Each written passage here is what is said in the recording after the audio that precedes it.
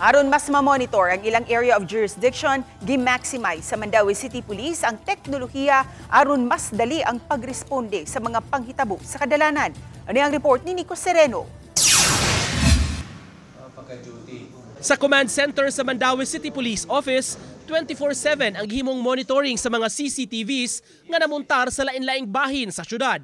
Naka-mirror na sa ilang opisina o makita ang kuha gikan sa mga CCTV sa Mandaue LGU Command Center. Gawas niini ang mga pulis nga naa sa beat assignment o mobile patrol sa ilang mga responding vehicles required na sab sa live feed sa ilang nahimutangan pinaagi sa communications platform. Tungod niini, makita na ang mga panghitabo sa dugang 41 pa ka mga locations kung asa regular nga naka-standby ang ilang mga pulis. Enhance with the usage of technology. No? Naanaman niya sa una, but enhance lang with the use of body-worn cameras, drones,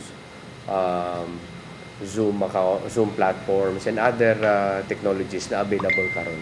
Mi-provide ang MCPO og mga cellphones para magamit sa mga sakop nila. Gawas pa sa mga handheld radios nga gipanghatag aron mas dali ang komunikasyon. We are always on our toes as our Regional Director, Police Brigadier General Rodrigo A. Maranan would always say, dapat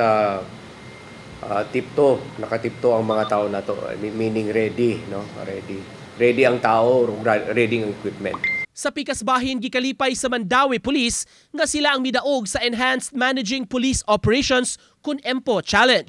Ubos niini gihimong kompetisyon ang mga simulation exercises o SIMEX nga ilang respondihan ug tan-awon kinsa ang labing maayo og response. Ang senaryo nga gihatag kanila, robbery incident nga girespondian. Sa tibok PRO7, ang MCPO ang midaog itandi sa ubang city o provincial offices. On the average, we conduct minimum of 10 SIMEX a day. No? So that ang atong tropa is ang ilang operational readiness. Uban ni Godfrey Relien, Nico Sereno, Balitang Bisdak.